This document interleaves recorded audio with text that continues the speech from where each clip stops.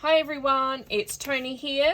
Hunter And Hunter from Scrap Crazy with Toni. Thank you to Hunter, my lovely guest today. Hey guys. We're going to run through a couple of quick makes, their shares with you, just to show you how to make your own mixed media base. Now, I'm not really mixing these up. I'm just going to share with you one media product at a time. And we're just going to make them on these 6x6 papers.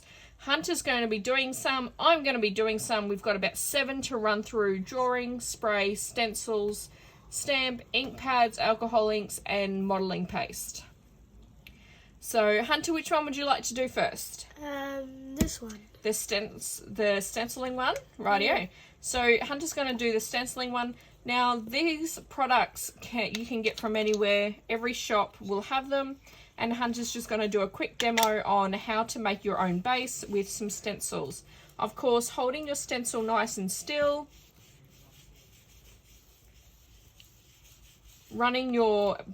Just dabbing your blending brush over the ink pad. And then rubbing it onto the stencil. So depending how light and how dark, or how light or heavy handed you are, is going to be how dark the ink comes through under the stencil.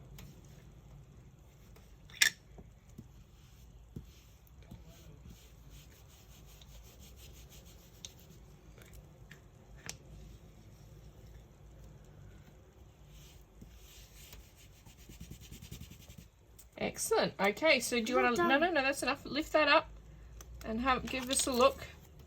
Fantastic. Hunter, do you want to show the camera? So, very easily, we've just made our own little background. Yep, you can put that down and keep rubbing. What's that supposed to do? In like a circle. Yeah, there you go. Alright. That looks like spray paint, sort of. It does a bit. Do you want to put that up in the corner? We'll do the next one. But I'm trying to dry it out. So the next one is just using some sprays. So I've just got a dilution ink spray here. Very simple technique. If you do have a box or a cardboard box to do this in, it's definitely recommended. I'm just going to throw that on there. Can I do one? There you go. You throw a bit of purple on. Excellent. There you go. So now these, yep, excellent. That's cool. Very good. All right. So again, what else did I have? I had a Do Craft Artist one there. So that's a couple of different companies that you can mix together as well to make your thing. Just dry it off with a heat gun or let it dry naturally. As you can see, a couple of them have actually dried already. The red one, which is more of an actual dye ink, it's taking a while to dry. You can either dry it with a paper towel or something like that, or just let it dry naturally. It'll dry soon anyway. It will dry soon. Okay, Hunter, next one. So next we're going to be drawing. You guys might have seen this in a sort of not really old video. About what? 3 months, 4 months? It was only like a month ago maybe. So Hunter likes to draw and do some doodling on his bases and then colour them in with some watercolours. So do you want to give a quick example of what you do? So what I like to do when I colour at school or when I'm colouring here at home, I do like a weird swiggly swaggy thing.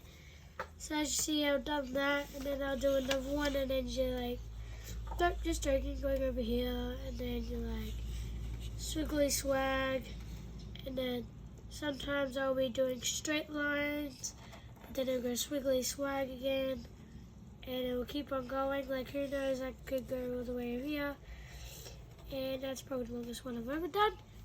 And like, if you could go like swiggly swag again up into here. Okay, excellent.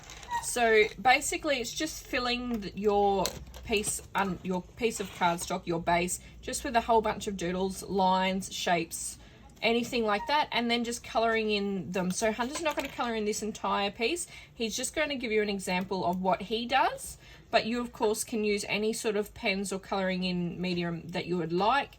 Of course, you can also use things like these sprays with a brush He's going to use some watercolor brushes. Wait, what? Yep, you've got watercolor brushes. Oh. All right, so my next one, I'm going to get started on my next one because it does take a little bit of time, this one. This one's just going to be creating a very simple stamping background. Now, of course, you can use as many stamps as you want to create these backgrounds. I'm just going to use 2. That's cool. Yeah, it's cool, huh? I'm just going to use, you need to keep colouring. I'm not coloring the whole thing. No, you're not. Just going to use 2 examples just to show you. And of course, when you're doing backgrounds, it's totally okay to go off as well if you want to, and keep stamping. So most of the time I like to stamp in 3s, as that gives me a nice coverage.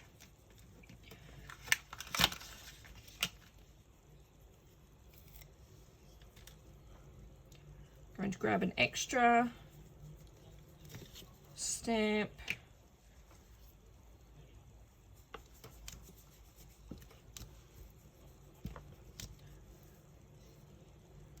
And then lastly, so again, you can cover this as much as you want. You might want to put a really nice bird now in here, or even a wind chime stamp, something like that, because it's got that little bit of a boho feel. I'm now just going to run this over because I don't want it to be super dark. I'm just going to run that over. This is with black ink, however, you use whatever ink you want to use. There we go. So that is now my ink stamped background. Really, really simple and easy to do. And on a 12 by 12 piece, so this probably took me like, what, 30 seconds to a minute. On a 12 by 12 piece, you're looking at about 4 or 5 minutes to cover the whole thing. I only used a couple of stamps, but of course if you use more stamps, it's going to give you a much better coverage and a more detailed base. My next technique, Hunter's still going. My next technique is just to use some modeling paste or some color paste. I'm gonna do that. You can help me in a moment. You keep no. going. To do, now you can either do it, so I might actually do it half-half. So you can either do it with a stencil, or you can just make your own base without a stencil. So I've just got a cool craft squeegee. Of course, you don't need to use one of these. This is just a fun new tool that I've just found myself at. It is rubber. I only just found this myself, and I was pretty stoked when I found it, and I thought, oh, how much fun is that going to be to play with? Ooh, rubber. It's rubber. So that is the stenciled background. I'm now going to do one without the stenciling. And for most people, what you'll be using at home, if you're not really familiar too much with this, is either the hard palette or the soft palette of these knives. Or if you don't have any, it's not a suggestion. She said. Suggestion. She said, if it's not a suggest, say it for me. Suggestion. Again. It's not whatever she said. Okay. But you could, but I won't recommend it using an actual knife. No. I know it's like sort of like buttering something, but no, don't. Yeah, definitely don't use an actual knife. That would be dangerous, wouldn't it? And it would rip the paper. Yeah, so a palette knife is definitely the way to go. Palette knife or a painter's or something like that. Whatever they're called, that's definitely the way to go. Now, there's about some of that. So and that is some of the drawings. So Hunter sometimes leaves his half coloured in, and sometimes he colours the entire thing in. Just for the purpose of this video, I did ask him just to colour in just a couple of them so we can keep it going. Now there is the technique for the mousse or the modelling paste. So on a stencil, generally, because it's a raised thing, that means it's a bit deeper and it will take a little bit longer to dry. Just throw your heat gun over it. Whereas this one, as I've scraped it, it's very thin and it's completely dry already. Okay. Now our last techniques is going to be something called a splosh technique. Now, even though I have used... doing it. Yeah, we're both doing it. Even though I have used this several times in the past, you know, years ago, I didn't really give it a name, and I haven't done too much of it. It's only really been in the last sort of, you know, 12 months or couple of years. No, splosh. We call it the splosh technique. All right. The tiny splosh. No, because I actually forgot about this technique, and it was someone else that showed me this technique. So I forgot about it. I've used it a couple of times and forgot. I definitely did not make it up. Okay, so what we're going to do is we've got our cardstock base. We've now got a bit of plastic. So this is just from packaging. So Hunter and I both have ours. Obviously, you can see that we've used this one quite a bit. But you can see my hand. You can just wipe over them. The reason why I love using these is you just wipe over them and you can reuse them again. Of course, there are things like gel plates as well that you can use. But for the budget-friendly crafters, this is probably the best thing. Okay, so Hunter, what I need you to do with your gold ink pad is just stamp your gold ink pad a couple of times, 3 or 4 times, really hard, please. Stop. Now, really hard, like that. Okay, so you get the imprint of that ink pad on there. I myself am going to use a couple of drops of the alcohol ink. Yep, Hunter, perfect. We're now going to spray with some water. This is just plain water. How much sprays? Maybe, no, one more. And let's have a look. Now, what you need to do now with that is just simply rub it together. Get it nice and liquidy. Rub it together. About this. One more spray. Put that down. One more spray. And then give it a bit of a shake. Splash it around, Hunter. And then you need to just flip it up and put it straight on top of your paper. I'm going to use water as well for my alcohol ink. You don't need to. You can use either water or alcohol blending solution. Entirely up to you. So splosh it down, splosh it down, splosh it down, splosh it down. And you can pick up, if it's a bit watery, just pick it up and move it to the next spot. And then that gives a really nice, some of them give a really beautiful marbling effect. So that is with using an ink pad and the alcohol ink. Oopsie daisies. Sorry, Hunter. Okay. Now you can add colours on top of colours, on top of colours, on top of colours. And but make sure that you dry them in between. Otherwise they can get a bit muddy and murky because things go brown. All right, so we've shown you these 7 techniques. You can also do very similar techniques with other products. So Hunter's got some Gelatos here. Grab the other ones as well, dude. Okay, so we've got some Gelatos here. They're a little bit like, almost like crayons or something like that, lipsticky sort of things. So you can... But you could use them to craft. Yeah, you can use these as well to make your bases. You can definitely wet your... You can definitely wet your stick and then, you know, move it around a bit like... No.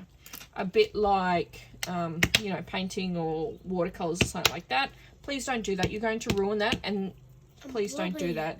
You're going to ruin that. I'm gonna blob it. And as many crafters know that actually have these sticks they're fairly expensive, mate. The next one is you can grab some embossing powders. Okay, so with your embossing powders, I would definitely recommend stamping somewhat similar to what I've done here, and then making embossing, you know, emboss straight over the top of it. And it's going to give you the raised feel, the raised texture. Hunter, you're wasting that, mate. The raised texture feel.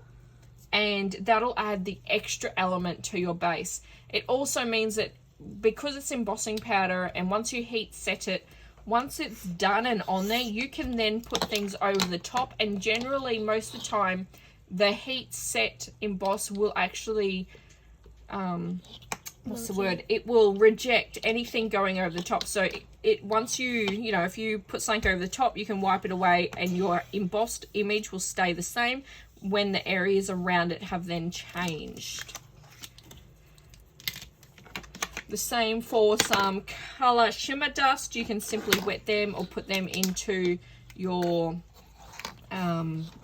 things like gesso and stuff like that to put them on, to use them onto a stencil or just paste them on like I did with the other one, as well as the micro powders. Micro powders are great little pigments that you can use to add to water or other textures to make colors and cool designs.